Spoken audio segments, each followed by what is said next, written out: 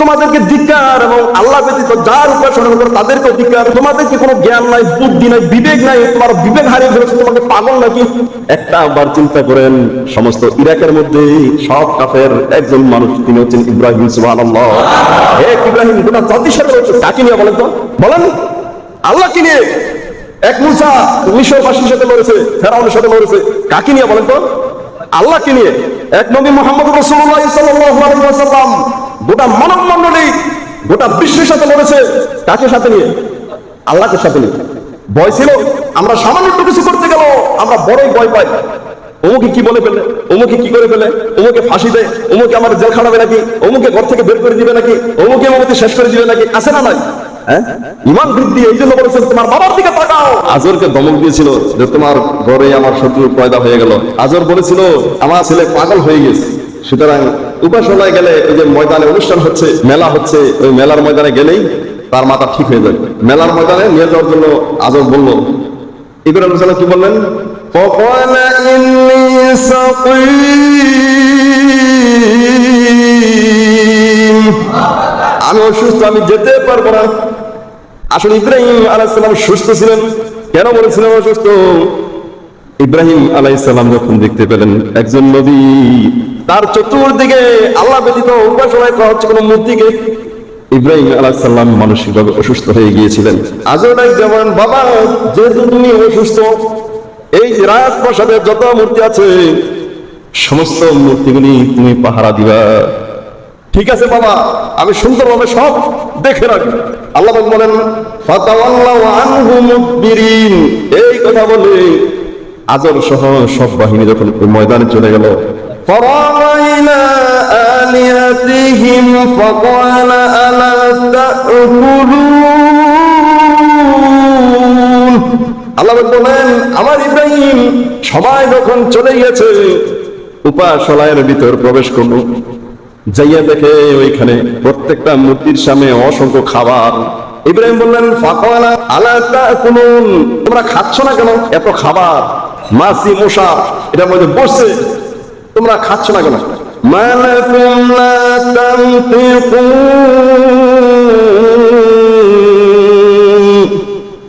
এই কি হয়েছে, কেন কথা বলছো না? খাচ্ছ না, আমি জিজ্ঞাসা করছি তাও বলছো না, ব্যাপারটা কি? কি হয়েছে তোমাদের? فراغ عليهم ضربا باليمين।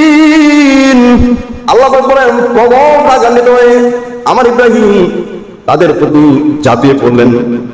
ফাজালাহুম জুজাজান ইল্লা কাবীরান লাহুম লাআল্লাহুম ইলাইহি ইরজাউন।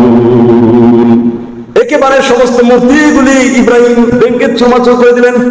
একমাত্র বরফা বিলিত একটা কুঠানিয়া, এগুলি তো একটা মূর্তি হলো লোহার, আর একটা মূর্তি হলো পাথরের, এক এক ধরনের দামি দামি জিনিস। বরফটা কুঠানিয়া প্রচন্ড আঘাতে সমস্ত মূর্তিগুলি তছনছ করে দিলেন, ভেঙে চুরমাচুর করে দিলেন। ওই যে বড় ছিল লিডার, সবার মধ্যে থাকেন একটা ছেলে, ওই কুঠানটা তার গাড়ির মধ্যে রেখে এবারে চলে আসছে, যাতে করে সবাই তার কাছে যেতে পারে।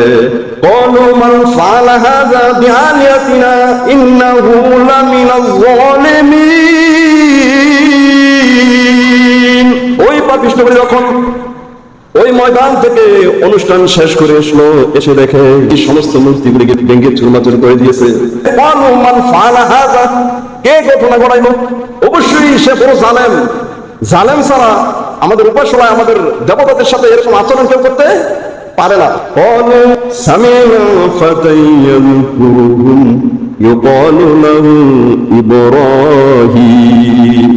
অনেকে বলা বলে শুরু করলো, এই তোমরা কি জানো আমাদের এখানে একটা যুবক আছে, যেই যুবকটা দেখেছি সবসময় আমাদের মূর্তির বিরোধিতা করেছে, সবসময় বিরোধিতা করেছে, মনে হয় সেই ভেঙেছে।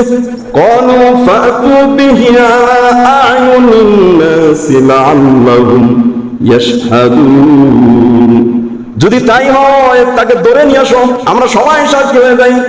ওই মানুষগুলি ইব্রাহিম আলাইহিস সালামকে ধরে নিয়ে, এই লোকটাই আমাদের মূর্তির বিরোধিতা করেছে। আনতা ফালতা হাযা বিআলিহাতিনা ইয়া ইব্রাহিম, ও ইব্রাহিম তুমি কি আমাদের মূর্তির সাথে এই আচরণ করেছো? তুমি কি আমাদের উপাসনাগুলি ভেঙে চুরমাচুর করে দিয়েছো? ওয়ালাকাদ ফাআলাহু কাবীরুহুম হাযা ফাসআলুহুম ইন কানু ইয়ানতিকুন। আমাকে কেন জিজ্ঞাসা করছো? দেখো না বড়টার মাথায় কুড়াল আছে, বরং বড় এটাই সেই কাজ করেছে। যদি তারা কথা বলতে পারে তাহলে তাদেরকে জিজ্ঞাসা করো কে তাদেরকে ভেঙেছে। فرجعوا إلى أنفسهم فقالوا إنكم أنتم ظالمون। প্রত্যেকটা মানুষ মনে মনে অনুশোচনা করতে লাগলো আর বলতে লাগলো তোমরাই তো বড় জালেম। কিসের ইব্রাহিমকে দোষারোপ করছে? এমন জিনিসের আমরা ডাকি যে জিনিস কথা বলতে পারে না, তাহলে তারে দুই সাল আসবে। ثم نكسوا على رؤوسهم لقد علمت ما هؤلاء ينطقون।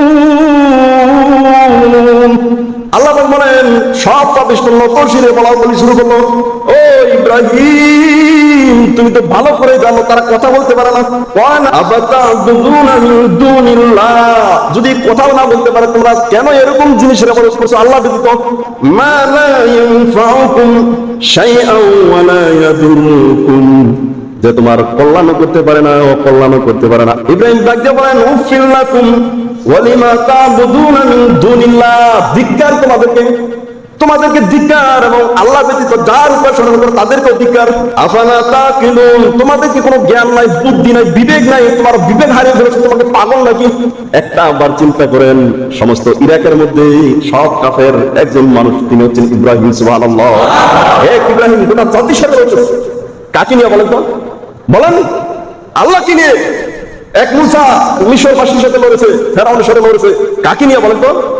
আল্লাহ কি নিয়ে? এক নবী মুহাম্মদ রাসূলুল্লাহ সাল্লাল্লাহু আলাইহি ওয়াসাল্লাম গোটা মানব মণ্ডলী গোটা বিশ্বের সাথে লড়েছে। কাকে সাথে নিয়ে? আল্লাহকে সাথে নিয়ে। ভয় ছিল, আমরা সামান্য একটু কিছু করতে গেল আমরা বড়ই ভয় পাই। অমুকে কি বলে ফেলে, অমুকে কি করে ফেলে, অমুকে ফাঁসি দেয়, অমুকে আমার জেল খাটাবে নাকি, অমুকে ঘর থেকে বের করে দিবে নাকি, অমুকে আমাকে শেষ করে দিবে নাকি, আছে না নাই? হ্যাঁ, ইমান বৃদ্ধি। এই জন্য বলেছেন তোমার বাবার দিকে তাকাও। তোমার বাবার ইমানটা কত মজবুত ছিল, একাই লড়ছে। হ্যাঁ, কার সাথে? পৃথিবীর বাদশাহ যাকে আল্লাহ রাব্বুল আলামিন দিয়েছিলেন নমরুদকে, সেই বাদশার সাথে লড়ছে এক ইব্রাহিম। قالوا حرقوه وانصروا آلهتكم إن كنتم فاعلين। নমরুদ বিকারলো, যেহেতু তারা কষ্ট পেয়েছে শুনে রাখো, তাদেরকে যদি তোমরা সাহায্য করতে চাও তাহলে ইব্রাহিমকে আগুন দিয়ে জ্বালিয়ে দাও। 40 দিন পর্যন্ত আগুনকে জ্বালানো হলো, কাছেই যাওয়া যায় না, এত ভয়ঙ্কর আগুন, যেহেতু রাষ্ট্র ক্ষমতার আগুন, ঠিক না? তখন শয়তান বুদ্ধি শিখিয়ে দিয়েছে, চরক গাছ তৈরি করো, সেই চরক গাছের এক পাশে বলবে আমরা সবাই টান দিব, ইব্রাহিম ছিটকে গিয়ে আগুনে ফেলে দেবে। সেই চরক গাছ আমরা উঠি না, উঠি না। মুসলমান জানা সত্ত্বেও চরক গাছ ইব্রাহিমের জন্য তৈরি করেছিল, সেই চরক গাছ আমরা উঠি। আপনারা জানেন টিকটিকি আছে না, টিকটিকি ফু দিয়েছিল ইব্রাহিম আগুন বাড়ানোর জন্য। এই জন্য বিশ্বনবী মুহাম্মদ রাসূলুল্লাহ সাল্লাল্লাহু আলাইহি ওয়াসাল্লাম বলেছেন, যে ব্যক্তি টিকটিকি একবারই মেরে ফেলবে আল্লাহ রাব্বুল আলামিন তাকে 100টা সওয়াব দান করবেন। সুবহানাল্লাহ। আর ব্যাঙ, এই যে ব্যাঙ, এই ব্যাঙের প্রস্রাব করে দিয়েছিল আগুনটা নিভাবার জন্য। এই জন্য ব্যাঙের প্রস্রাব আল্লাহ রাব্বুল আলামিন হালাল করে দিয়েছে, এটা লাগলো কাফন নাবাক হবে না। তাহলে সেই ইব্রাহিমের সন্তান কি করে চরক গাছ উঠি আমরা? চরক গাছ বানিয়েছে, দেখা গেল এই চরক গাছ নড়তেছে না, 4000 যুবক ধরে টানছে, 1 ইঞ্চি নাড়াতে পারছে না। শয়তান এসে ডাক দিয়ে বলেন, ও নমরুদ, হাজার হাজার ফেরেশতা চরক গাছ ধরে আছে, পারবি না। কি করতে হবে? 40 জন সুন্দরী এখানে জিনা ব্যভিচার করালে আল্লাহর ফেরেশতা ধরে যাবে, আর ইব্রাহিমকে এই আগুনের মধ্যে নিক্ষেপ করা সহজ হয়ে যাবে। তাই করা হলো। আল্লাহর ফেরেশতাগুলো চলে গিয়েছে। জিবরাইল ডাক দিয়ে বলেন, ও আল্লাহ, সমস্ত আকাশ বাজে তাকিয়েছে, তোমার ইব্রাহিমকে আগুনে ফেলে দিবে। আল্লাহ, তুমি আমাকে বলো, আমাকে পারমিশন দাও, একটা ধাক্কা দিয়ে আগুনগুলি নিভাই দিই। আল্লাহ রাব্বুল আলামিন ডাক দিলেন, ও জিবরাইল, তুমি যাও, আমার ইব্রাহিম যদি তোমাকে বলে তাহলে দাও, কাজ চালিয়ে দাও। সময় উপস্থিতি ইব্রাহিম আলাইহিস সালামের কাছে চলে আসলো জিবরাইল। আল্লাহর নবী ইব্রাহিম, আপনি বলেন, আমার পাখা যা একটা আঘাত করব, এই নমরুদের আগুনটা আমি নিভাই দিই। ইব্রাহিম ডাকতে বলেন, হাসবুনাল্লাহ আমার আল্লাহ আমার জন্য যথেষ্ট। সুবহানাল্লাহ, সুবহানাল্লাহ। হে জিবরাইল, তোমাকে কে বানিয়েছে? আল্লাহ বানিয়েছে। আগুন কে বানিয়েছে? আল্লাহ বানিয়েছে। তাহলে শুনে রাখো এ জিবরাইল, শুনে রাখো, যে আল্লাহ তোমাকে বানিয়েছে, আগুনকে বানিয়েছে, আমাকে যদি আল্লাহ রাব্বুল আলামিন আগুনে পুরো ছাই করে আল্লাহ খুশি থাকে, আমি ইব্রাহিম মেনে নিতে রাজি। সুবহানাল্লাহ, আমার কোনো সমস্যা নাই, আমি আগুন জ্বলতে রাজি আছি। জিবরাইল চলে গেছে, ইব্রাহিমকে এক ধাক্কায় আগুনের মধ্যে ফেলে দিয়েছে। قُلْنَا يَا نَارُ كُونِي بَرْدًا وَسَلَامًا عَلَى إِبْرَاهِيمَ। আমি আগুনকে ডাক দিলাম, হে আগুন, ইব্রাহিমের জন্য শান্তিদায়ক ঠান্ডা হয়ে যাও। হযরত ইব্রাহিম আলাইহিস সালামকে রশি দিয়ে ফেলেছিল, রশিটা পুরো ছাই হয়ে গেছে। তার বাবা আজর জামাটা খুলে রেখেছিল। আল্লাহ রাব্বুল আলামিন বলেন, এ জিবরাইল, আমার বন্ধুরে ভালো দেখা যায় না, জান্নাত থেকে একটা জামা তুমি ইব্রাহিমের গায়ে পরায় দিয়ে আসো। সুবহানাল্লাহ। সেই জান্নাতি জামাটা শেষ পর্যন্ত ইয়াকুব আলাইহিস সালাম, তারপর ঈসা আলাইহিস সালাম, পরে কোন নবীরা পেয়েছিল সেটা জান্নাতি জামা। এটা বড় হতো, ছোট হতো, আপনি তাবিজের মতন এইভাবে মুখ করতে পারতেন, জান্নাতি জামা। সম্মানিত উপস্থিতি, নমরুদ দোতলায় বসে আছে, আগুন ডাক যাবে, আগুন তুই কি বাচ্চাকে হারিয়ে ফেলেছিস, ইব্রাহিমকে কেন জ্বালাচ্ছিস না? আগুনের জবান করে দিল। আগুন ডাক দিয়ে বলেন, এই নমরুদ, তোকে সহ তোর গোষ্ঠী সব জ্বালিয়ে দিবে, এসে দেখ। কিন্তু ইব্রাহিমের একটা পশমের ক্ষতি আমি করতে পারবো না। মানে সুবহানাল্লাহ। এই যে ইব্রাহিম আলাইহিস সালাম বলেছিল, আমি দুনিয়াতে যতদিন বেঁচে ছিলাম আগুনের যে সুখ আমি কোথাও পাইনি। সুবহানাল্লাহ। কতদিন? 40 দিন। 40 দিন আগুনের মধ্যে থাকা সত্ত্বে এখানে জান্নাতি খাবার খাওয়াইছে আল্লাহ রাব্বুল আলামিন। বের হয়ে এসেছে, নমরুদ বলল, তুমি যে জ্বলো নাই, আমার আল্লাহ আমাকে বাঁচিয়েছে। কোন আল্লাহ তোমার? ওই যে আকাশে আছে। নমরুদ বলল, এইবার আকাশে চলে যেতে হবে। এমনি আর হবে? এমনি আর হবে না। তিনি 4টা শকুনকে খুব খাওয়ালেন। শকুনকে খাওয়া একটা পালকি বানিয়েছে। এইভাবে একটি বাঁশ খাড়া করে দিয়ে উপরে গোস্ত ঝুলিয়ে দিয়েছে। এখন শকুনগুলো ক্ষুধার্ত অবস্থায় ওই গোস্তের দিকে তাকাচ্ছে আর খালি উপরের দিকে উঠছে।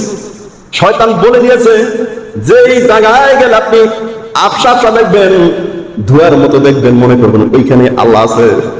হ্যাঁ, তারা বিমানে উঠছে, দেখবেন আকাশে উঠলে খালি ধোঁয়ার মতো দেখা যায়, খালি ধোঁয়া স্নো। নমরুদ তীর নিক্ষেপ করলো, ওইখানে আল্লাহ রাব্বুল আলামিন জিবরাইলকে বললেন, জিবরাইল, তীরের মাথায় সামান্য রক্ত বাজায়, তারপরে চলে আসছে, তীর হাত দেয় যে আল্লাহকে মেরেছে। নমরুদ ডাক দিয়ে বলেন, ও ইব্রাহিম, তোমার আল্লাহকে আমি হত্যা করেছি। নাউযুবিল্লাহ। হয় তাই নাকি? আমার আল্লাহ বলে দিয়েছে তোমার সাথে খেলা হবে, যুদ্ধ করার জন্য। আগামীকাল যুদ্ধ হবে। আগামীকাল হয়ে গেল। নমরুদ ডাক দিয়ে বলেন, এই তোমার বাহিনী কোথায়? আসতেছে। অল্প কিছুক্ষণের মধ্যেই মশার মাধ্যমে আল্লাহ রাব্বুল আলামিন গোটা ইরাকের যত পাপিষ্ঠ ছিল সমস্ত পাপিষ্ঠকে দুনিয়া থেকে চিরতরে বিদায় করে দিয়েছে। ঠিক না? ঘটনা আপনারা ভালো জানেন। নমরুদকে শেষ পর্যন্ত জোতা পিটাইকে সেটা আল্লাহ রাব্বুল আলামিন পৃথিবীর বাদশাহ যাকে দিয়েছিলেন তাকে শেষ করে দিয়েছে। আরেকজন পৃথিবীর বাদশা ডব্লিউ বুশ, তাকে জোতা পিটা করা হয়েছিল। ঠিক না? আমরা জানেন না? গেলে পুরা ইরাকবাসী মানব শূন্য হয়ে গেল। ওয়ানাজ্জাইনাহু ওয়া লূতান ইলাল আরদিল্লাতী বারাকনা ফিহা লিল আলামিন। আমি ইব্রাহিম এবং তার বাতিজা লূত আলাইহিস সালাম নবী ছিলেন, বাতিজা লূতকে নমরুদের কবল থেকে মুক্তি দিয়েছি। আর আমি আল্লাহ রাব্বুল আলামিন তাকে বরকতময় একটা দেশে পাঠিয়ে দিয়েছিলেন। সুবহানাল্লাহ। আল্লাহ বলেন, ও ইব্রাহিম, যে ইরাক মানব শূন্য হয়ে গেছে, তুমি চলে যাও ফিলিস্তিনে। হযরত ইব্রাহিম আলাইহিস সালাম যখন ফিলিস্তিনে যাচ্ছেন, ইতিমধ্যে খাজাইনুল ওজা নামক স্থানে যখন উপস্থিত হয়ে গেলেন, ইব্রাহিম দেখতে পেলেন যুবকগুলি সুন্দর সাজগোজ করে, সোনার মুকুট পরে, খুব ইয়ং জেনারেশন, সুঠাম দেহ, এই যুবকগুলি এইদিকে যাচ্ছে। ওই মানুষগুলো বলা শুরু করলো, এই রাষ্ট্রের একমাত্র মেয়ে সারা, আজকে তার 3য় দিনের স্বামী পছন্দ করার দিন। 2 দিন চলে গেল, তার স্বামী পছন্দ হয় না। রাজার মেয়ে, ঠিক না? রাজার মেয়ে যাকে পছন্দ করে তাকেই তুমি বিবাহ করবে, ঠিক না? বাতিজার মুখ দেখে বলেন, চাচা চলে আমরাও যাই।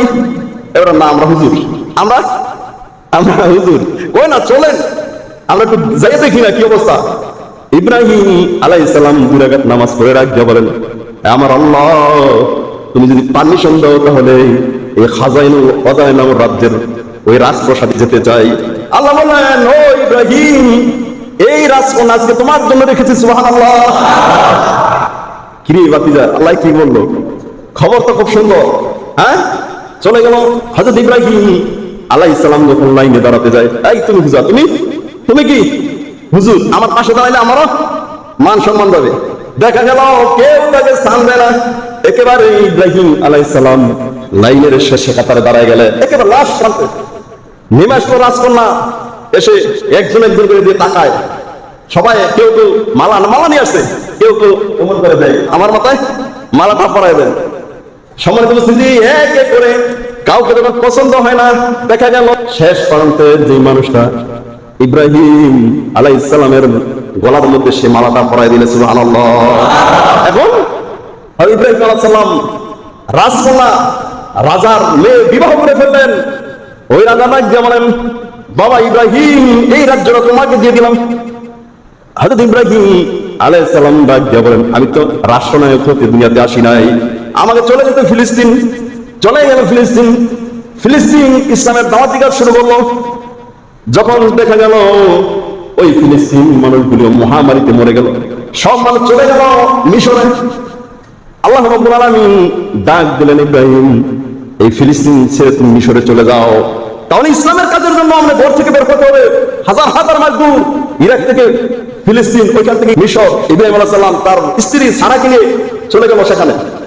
যখন বর্ডার গালে চলে গেল, ওই দেশের ফেরাউন তার অভ্যাস ছিল যত সুন্দরী থাকবে ওই সুন্দরী রাজপ্রাসাদে নিয়ে যাবে। যদি বাবার সাথে সন্তান আসে, মেয়ে আসে, বাবাকে জবাই করে ফেলবে। স্বামীর সাথে বাবার সাথে আসলে বাবাকে জবাই করে ফেলবে। আর যদি ভাই আর বোন আসে, ভাইকে এরেস্ট করা হবে, বোনকে নিয়ে যাবে। ইব্রাহিম আলাইহিস সালামকে ডাক দিলেন, এই কে সুন্দরী নারী? ডাক দিয়ে বলেন, আমার বোন। এমন সময় ইব্রাহিম আলাইহিস সালামকে এরেস্ট করে রাজপ্রাসাদে নিয়ে গেল, জেলখানায় নিয়ে গেল। আর মা সারাকে নিয়ে রাজ্যের ওই রাজার দরবারে চলে গেল। ওই ফেরাউন যখন মা সারার কাছে আসতে চাই, এমন সময় হ্যাং হয়ে গিয়েছে। ডাক দিয়ে বলেন, এই তুমি কোন মহিলা, আমার জন্য দোয়া করো, আল্লাহ রাব্বুল আলামিন যেন আমাকে ভালো করে দেয়। মা সারা দোয়া করলেন, সুস্থ হয়ে গেলেন। আবার যখন যেতে যাচ্ছে, তৃতীয়বার ওই ফেরাউন মাটির ভিতরে প্রবেশ করে ঢুকে দিল। আল্লাহ ফেরাউন ডাক দিয়ে বলেন, ওই সারা, আমার জন্য দোয়া করো, জীবনে কোনোদিন ওই আল্লাহ ব্যতীত কারো পূজা করবো না, কারো আনুগত্য করবো না। দোয়া করার সাথে সাথে ওই ফেরাউন আল্লাহ রাব্বুল আলামিন তাকে মাটি থেকে বের করে দিলেন। যখন চলে আসলো, ইব্রাহিম আলাইহিস সালাম উপস্থিত করলো যে তোমরা তো অনেক ভালো মানুষ, আল্লাহর প্রিয় বান্দা, আল্লাহর খুব প্রিয় বান্দা, এই দেশে আসছো, এই রাজ্যে আসো, এই মিশরে আসছো, ইসলাম প্রচার করার জন্য কাজ চালিয়ে যাও। তবে ও ইব্রাহিম, আমার একটা মাত্র মেয়ে আছে, একটা মাত্র মেয়ে, মা হাজা। এই মেয়েটাকে আমি তোমার খাদেমা বানাই দিলাম, নিয়ে যাও যেখানে ইচ্ছা আমার মেয়েটাকে নিয়ে যাও। সুবহানাল্লাহ। তাহলে দুই রাজকন্যা, একজন স্ত্রী আর একজন খাদেমা। আল্লাহ রাব্বুল আলামিন সম্মান দেওয়া শুরু করছে ইব্রাহিম আলাইহিস সালামকে। এদিকে ইব্রাহিম আলাইহিস সালাম ওই মিশরে দাওয়াতি কাজ করে আবার ফিলিস্তিনে চলে আসছে। সারা ডাক দিয়ে বলেন, এই ইব্রাহিম, 80 বছর হয়ে গেল, আজ পর্যন্ত আল্লাহ রাব্বুল আলামিন আমাদেরকে একটা সন্তান দেয় নাই, আপনি হাজেরাকে বিবাহ করে ফেলেন। হাজেরাকে বিবাহ করে ফেললো ইব্রাহিম আলাইহিস সালাম। তার গর্ভে আল্লাহ রাব্বুল আলামিন সন্তান দিলেন, হযরত ইসমাঈল আলাইহিস সালামকে আল্লাহ উপহার দিলেন। দেওয়ার পরে যখন তার প্রতি একটু ভালোবাসা গভীর আছে না নাই? হতে পারে না? 85 বছর বয়স, একটা সন্তান আসছে, কতটুকু মায়া হতে পারে বলেন তো? আবার পুত্র সন্তান। মা ছাড়া দিয়ে বলেন, ও ইব্রাহিম, এই সন্তান সহ, এই হাজেরা সহ বনবাস দিয়ে আসো, বহু দূরে রেখে আসো। হযরত ইব্রাহিম আলাইহিস সালাম চোখের পানি ছেড়ে দিলেন। সারা, তুমি কি বলতেছো? পয়গম্বরের স্ত্রী, না না, তুমি সেটাই করো। আল্লাহ রাব্বুল আলামিনের দরবারে সিজদায় পড়ে গেলেন, রব আমার আল্লাহ, আমার স্ত্রী সারাকে তুমি মাফ করে দাও। আল্লাহ বলেন, ও ইব্রাহিম, সারার যে ইচ্ছা আমি আল্লাহ রাব্বুল আলামিনের সেই ইচ্ছা। সুবহানাল্লাহ। আমি আল্লাহ বলছি তুমি তাকে বনবাস দিয়ে আসো। এখন তো আর করতে হবে, ঠিক না? ফিলিস্তিন থেকে কোথায়? এই বাইতুল্লাহ শরীফ।